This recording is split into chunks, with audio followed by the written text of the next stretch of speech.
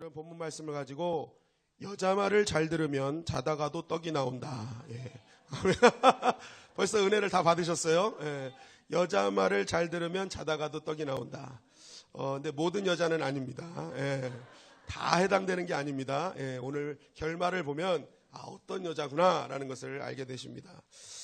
우리는 계속 사무엘하를 묵상하고 있습니다. 이 사무엘하를 통해서 우리는 다윗이 반란군을 제압한 것까지 알아보았습니다.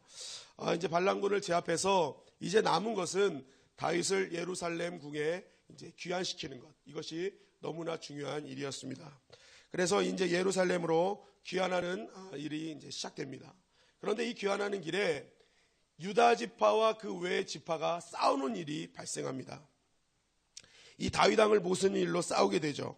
아마도 다윗에게 더 잘 보이기 위해서. 그러면 아무래도 이제 다윗 왕이 복귀하면 자신들 지파에 더 많은 유익이 있을 것 같으니까 이제 그것을 놓고 싸우기 시작했던 것입니다.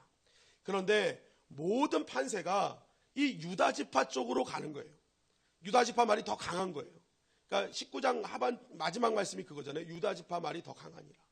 그러니까 유다 지파 쪽으로 뭔가 모든 게 다 이게 움직이는 것 같습니다. 바로 이때 문제가 생겼던 것입니다. 오늘 사무엘하 20장 1절 말씀입니다. 우리 다 같이 읽어볼까요? 시작. 마침 거기에 불량배 하나가 있으니 그의 이름은 세바인데 베냐민 사람 비그리의 아들이었더라. 그가 나팔을 불며 이르되 우리는 다윗과 난을 분깃이없으며 이새의 아들에게서 받을 유산이 우리에게 없도다. 이스라엘아 각각 장막으로 돌아가라 하매. 자, 이제 싸우는 거예요. 유다 지파와 다른 지파가 막 싸우는 거예요. 그 싸우는 광경을 보는 그 딱 마침 한 사람이 등장합니다. 누가 등장해요? 불량배 세바. 불량배. 예. 불량배 막 조직폭력 뭐 이렇게 문신 있고 막 그런 거를 이제 얘기하는 건 아니고요. 성경에서 불량하다라는 것은 하나님이 없는 사람을 얘기한 것입니다. 하나님을 경외하지 않는 사람.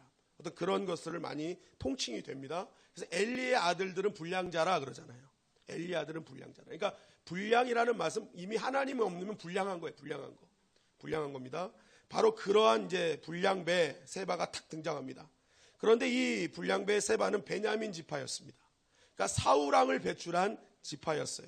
그러니까 베냐민 지파니까 이 다윗 왕과 유다 지파에 있는 다윗 왕과를 얼마나 싫어했겠습니까?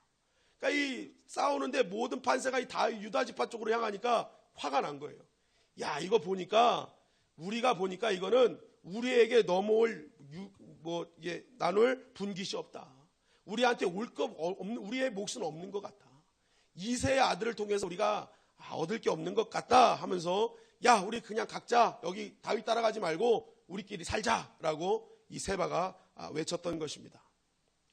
이 외침에 대해서 사무엘하 20장 2절은 이렇게 증거하고 있습니다. 이에 온 이스라엘이 사람들이 다윗 따르기를 그치고 올라가 비그리의 아들 세바를 따르나 유다 사람들은 그들의 왕과 합하여 요단에서 예루살렘까지 따르니라.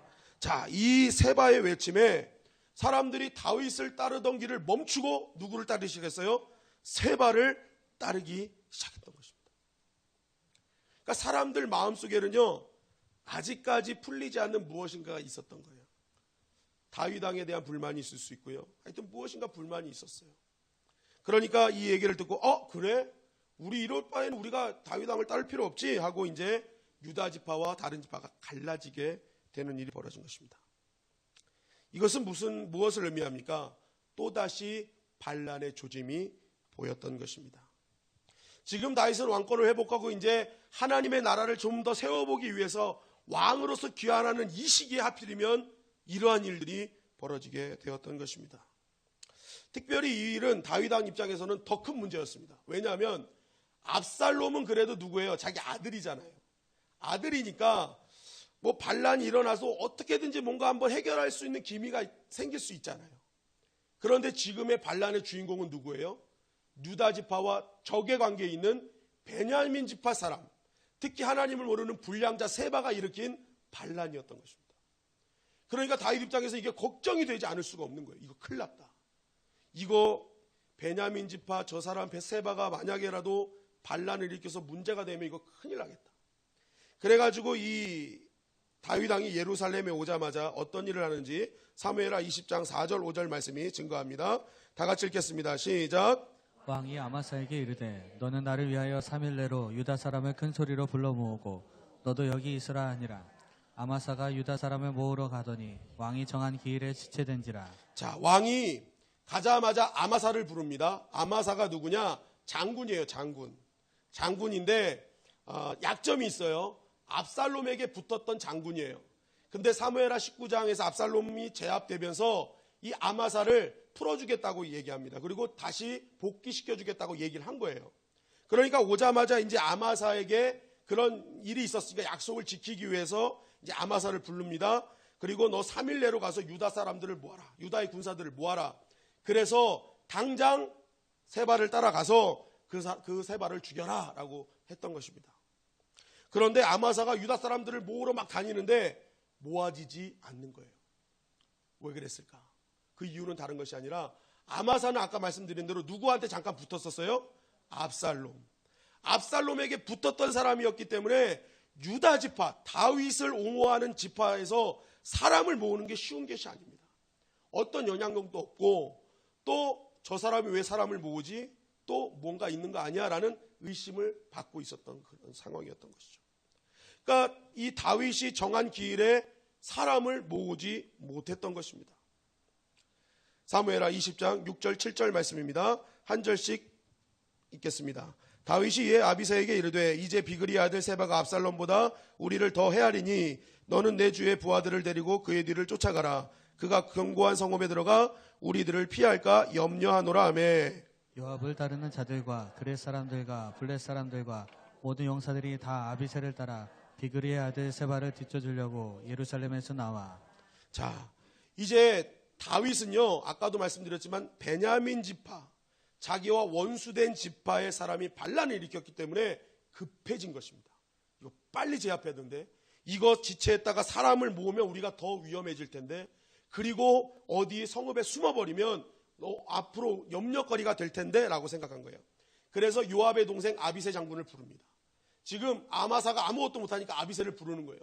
그래서 아비새야, 너 아무래도 네가 해야겠다 해가지고 아비새에게 다시 군사를 모아서 이 세바를 따라가라고 이제 얘기를 했던 것입니다.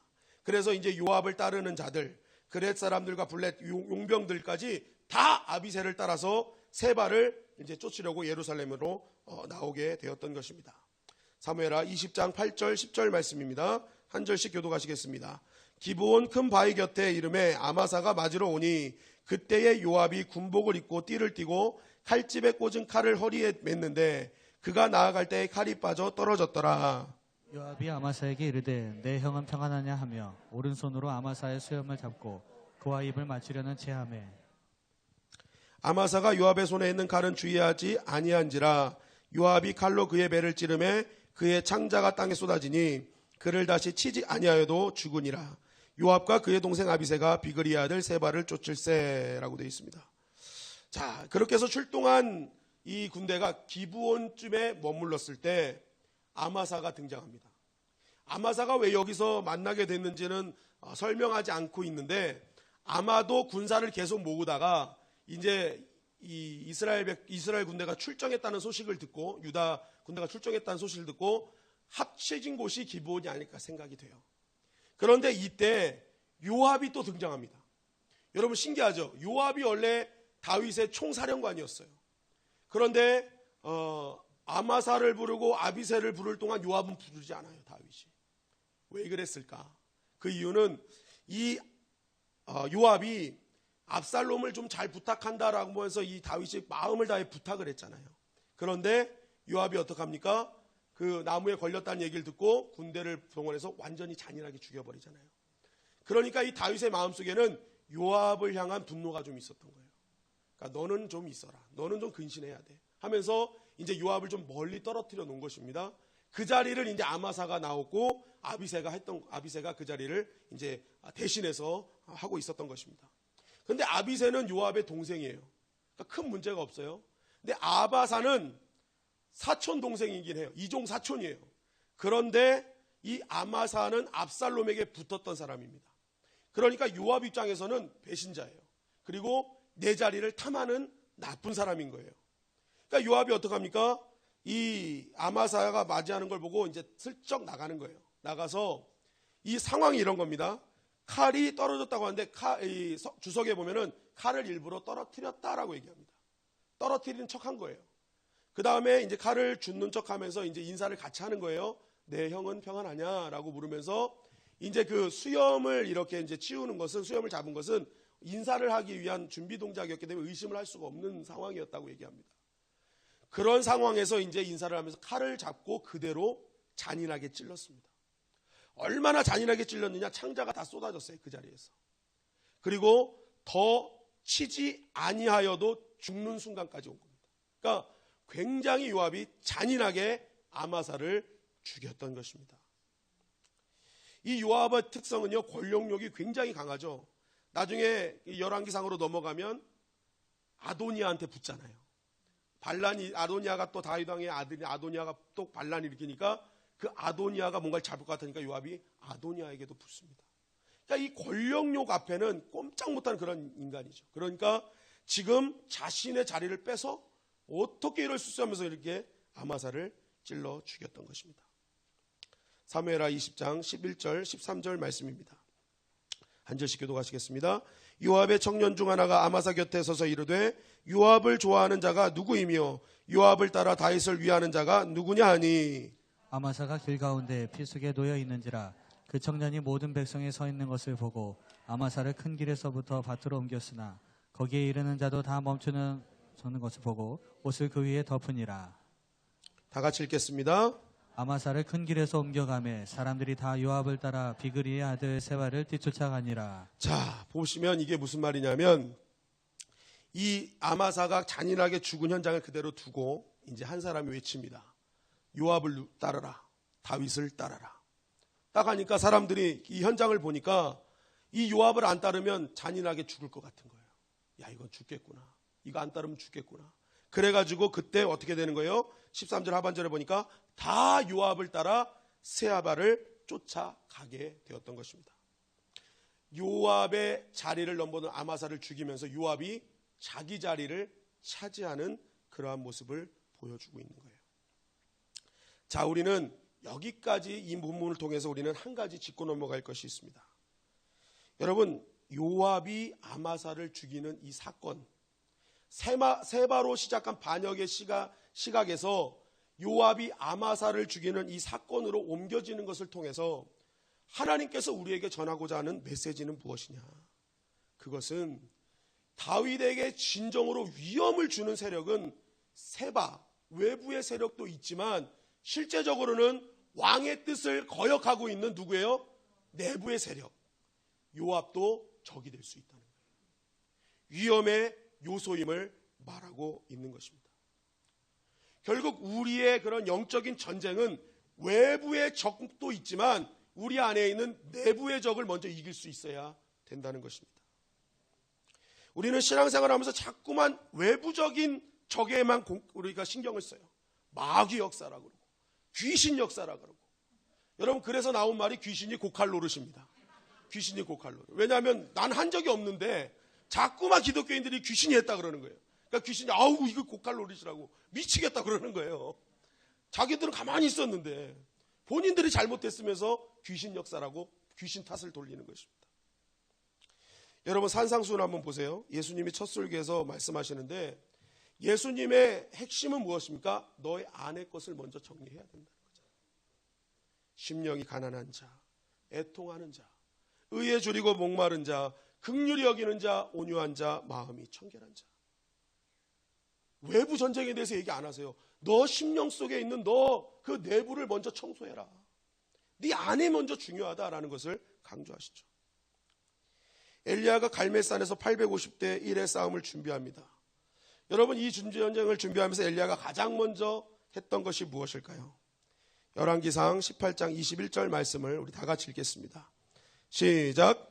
엘리야가 모든 백성에게 가까이 나와 이르되 너희가 어느 때까지 둘 사이에서 머뭇머뭇하려느냐? 여호와가 만약 하나님이면 그를 따르고 바알이 만약 하나님이면 그를 따를지니라 하니 백성의 말 한마디도 대답하지 아니하는지라. 자, 엘리야가 지금 아세라와 바알 선지자랑 싸워야 돼요. 그런데 그 싸움 이전에 먼저 했던 싸움이 뭐냐? 이스라엘 백성과 싸우고 있어요. 왜 그렇습니까? 지금 이 땅에 하나님의 제단이 무너진 이유는 저 바알 선지자들 때문이 아니다. 바로 하나님과 바알 사이에서 머뭇머뭇하고 있는 너희들이 무너뜨렸다라는 거예요. 그걸 강조하는 거예요. 그래서 엘리야는요, 지금 너희들 머뭇머뭇할 때가 아니야.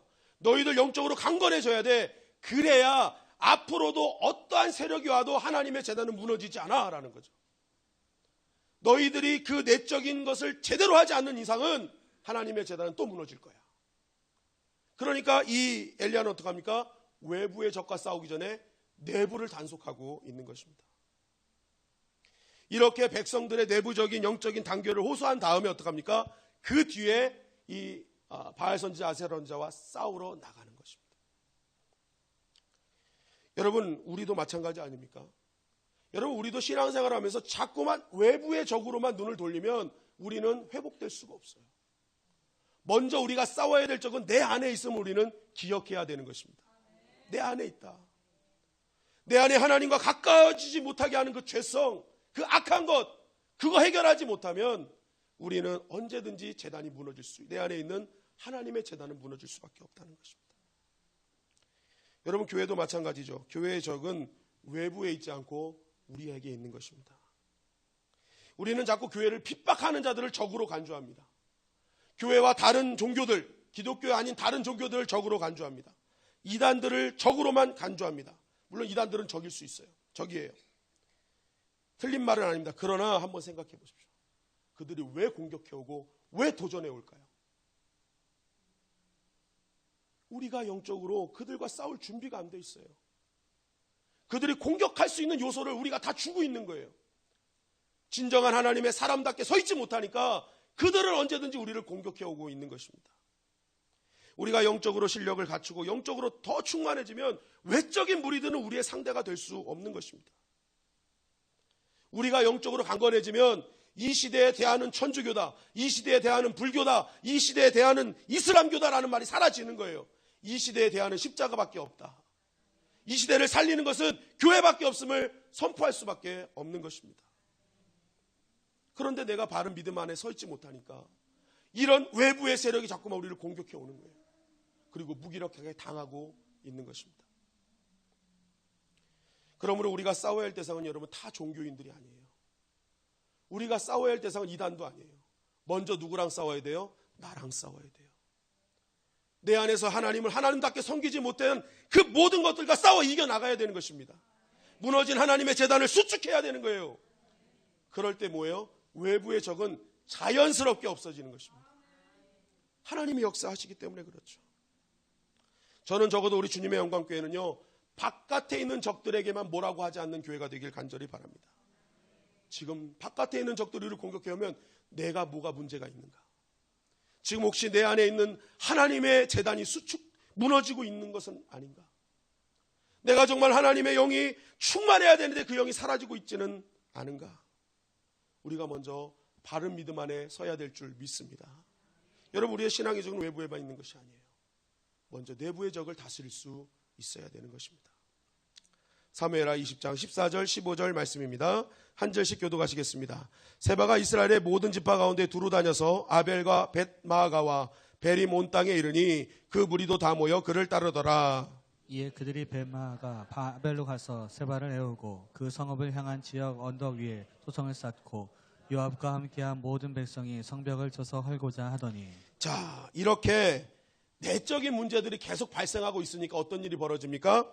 세바가 모든 지파 가운데 막 두루 다니기 시작해요. 그리고 아벨과 벳마아가와 베림 온 땅에 이르니 거기에 무리들이 다 모여 그를 따르기 시작합니다.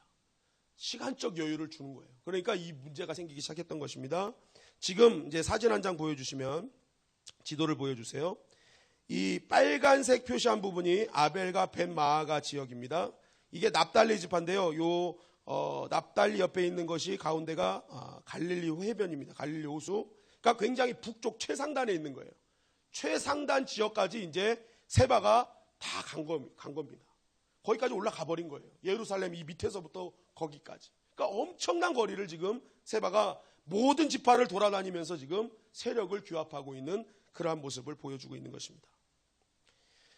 이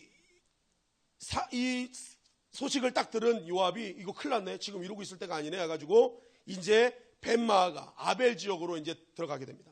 이 아벨에 이제 세바가 숨어 있었는데 이 요압이 성을 침투하는 데는 아주 귀한 전략가입니다. 아주 강한 전략가예요. 그래서 이 성 옆에 토성을 쌓기 시작합니다.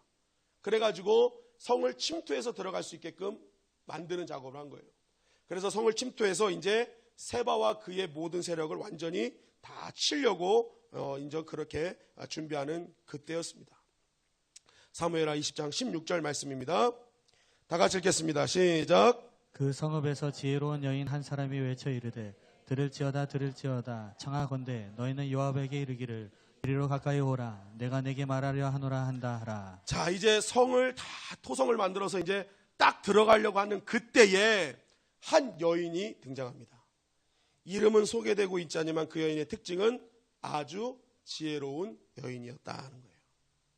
이 지혜로운 여인이 요압에게 다급하게 나의 좀 말을 들어달라, 내 말을 좀 들어달라 하면서 긴급하게 요청을 했던 것입니다. 우리 20장 17절 18절 말씀 한 절씩 교독하시겠습니다. 요압이 그 여인에게 가까이 가니 여인이 이르되 당신이 요압이니까 하니 대답하되 그러하다 하니라. 여인이 그에게 이르되 여종의 말을 들으소서 하니 대답하되 내가 들으리라 하니라. 여인이 말하여 이르되 옛 사람들이 흔히 말하기를 아벨에게 가서 물을 것이라 하고 그 일을 끝내었나이다. 자, 이제 요압에게 청했던 요압이 나타났어요. 그랬더니 이 여인이 당신 요압 맞아요? 그랬더니 맞다. 그랬더니 그럼 내 말을 좀 들어주세요 한 거예요. 그래서 요압이 한번 말해봐라 딱 했는데 여인이 가장 첫 마디가 무엇입니까?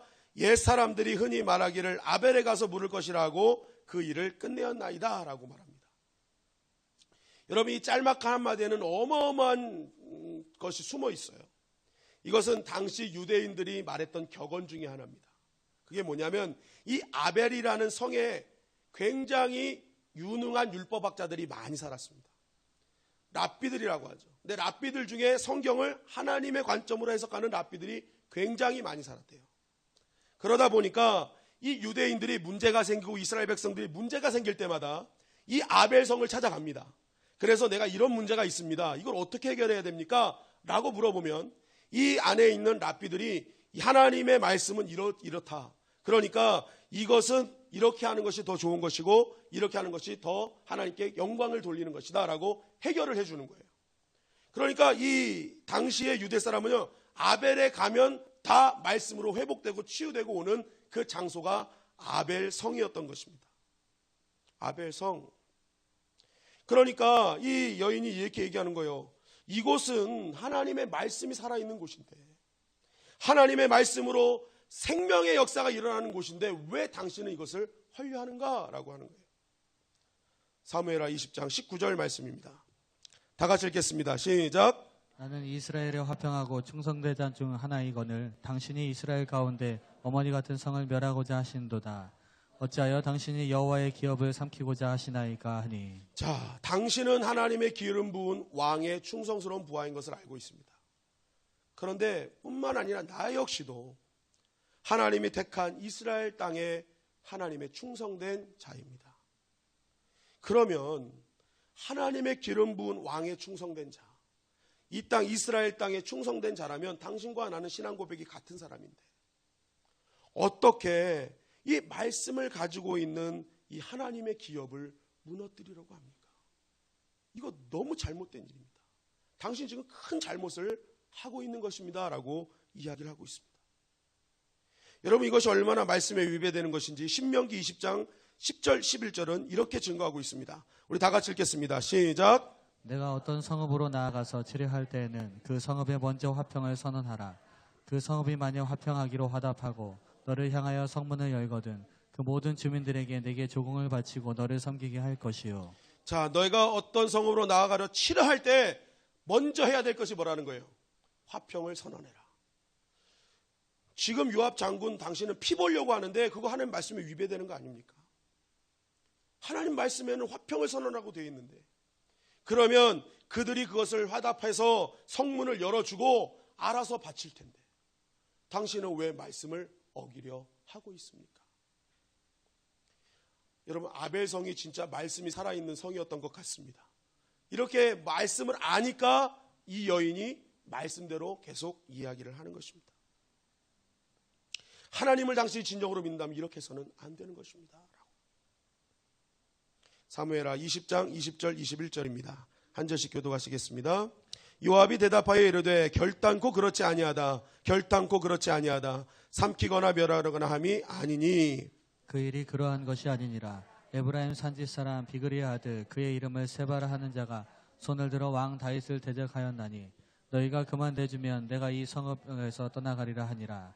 여인이 요압에게 이르되 그의 머리를 성벽에서 당신에게 내어 던지리이다 하고. 자, 요압이 이 얘기를 듣자마자 깜짝 놀란 겁니다. 토성을 이렇게 쌓아놓고도 아니야 그러는 거예요. 들어가서 다 죽이려고 했으면서도 아니야 그게 아니라 나 그렇게 한 거 아니거든. 그게 아니라 일이 이렇게 된 거야 하면서 쭉 얘기하는 거예요. 세바라는 자가 다윗 왕을 대적하려고 했어. 그래서 이 사람을 잡아야 되는데 이 사람만 내주면 우리가 철수할게 라고 얘기해요. 그러니까 이 지혜로운 여인이 어떻게 합니까? 내가 그 사람의 머리를 성벽으로 던져주겠다 라고 이야기를 합니다. 사무엘하 20장 22절 말씀입니다. 다 같이 읽겠습니다. 시작. 이에 여인이 그의 지혜를 가지고 모든 백성에게 나아가매 그들이 비그리의 아들 세바를 머리에 베어 요압에게 던진지라.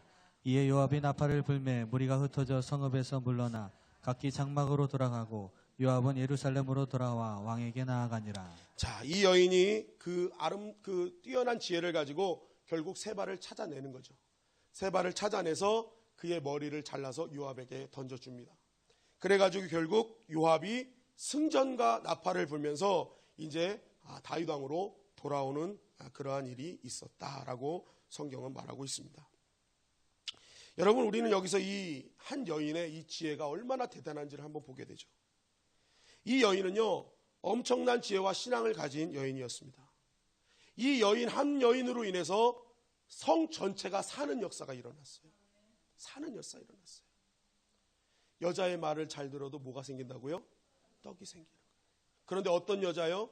지혜로운 여자. 지혜로운 여자. 여러분, 성경에서 지혜는 무엇을 상징합니까? 여호와를 경외하는 것이라고 말하고 있습니다. 이 여인을 지혜로운 여인으로 말하는 것은 결국 이 여인은 하나님을 경외함으로써 결국 이 성을 살렸다는 것입니다.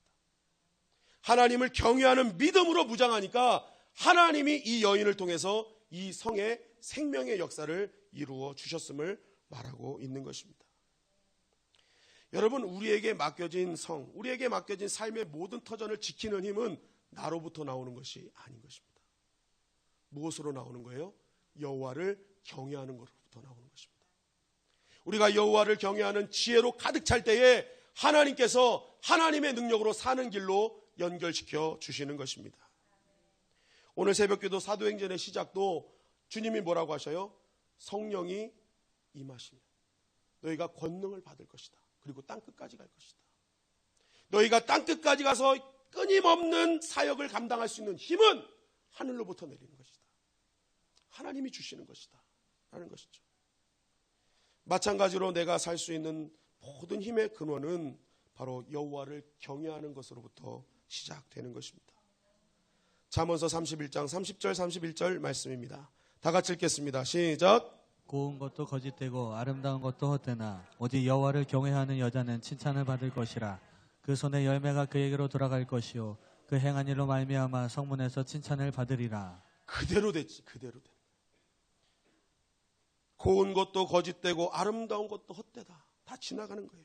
그러나 여호와를 경외하는 여자는 칭찬을 받을 것이라. 그 손의 열매가 그에게로 돌아갈 것이며 그 행한 일로 말미암아 성문에서 칭찬을 얻게 될 것이다. 이 지혜로운 여인 말씀대로 되는 것입니다. 여러분, 우리가 하나님을 경외하는 그 믿음, 지혜가 나와 만나면 하나님의 역사를 보게 될 줄 믿습니다. 그래서 우리가 기도해야 될 것은 무엇이에요? 하나님, 그 경외하는 믿음, 그 지혜를 나에게 충만하게 허락하여 주시옵소서. 이방 우리가 기도해야 될 제목이라는 거예요. 이것 주세요, 저것 주세요가 아니에요. 하나님, 하나님을 경외하는 그 믿음, 그 지혜를 주세요. 그것만 있으면 손의 열매가 나에게로 돌아오고 그것으로 말미암아 칭찬받는다는 것입니다. 자연스럽게 된다는 거예요.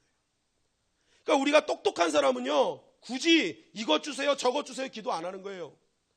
똑똑한 사람은 어떻게 구하는 거예요? 여호와를 경외하는 믿음을 주시옵소서. 그 지혜를 나에게 주시옵소서.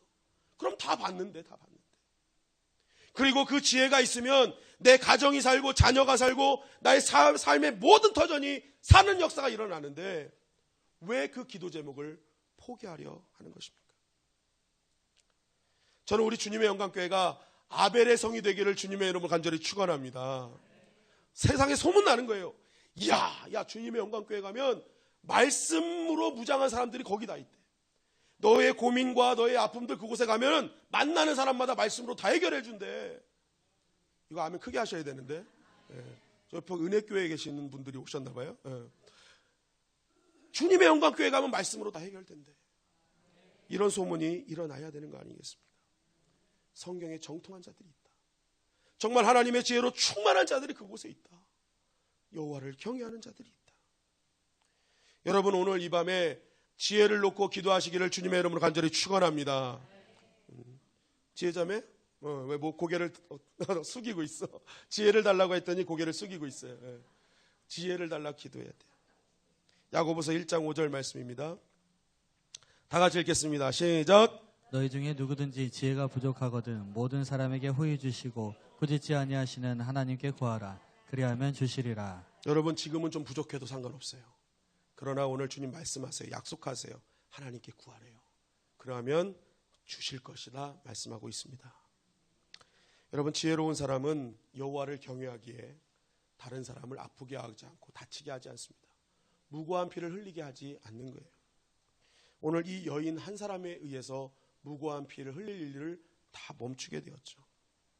우리 주님의 영광교회에 이런 지혜자가 많을수록 우리 교회는 다른 사람을 아프게 하는 일이 사라지게 될 줄 믿습니다.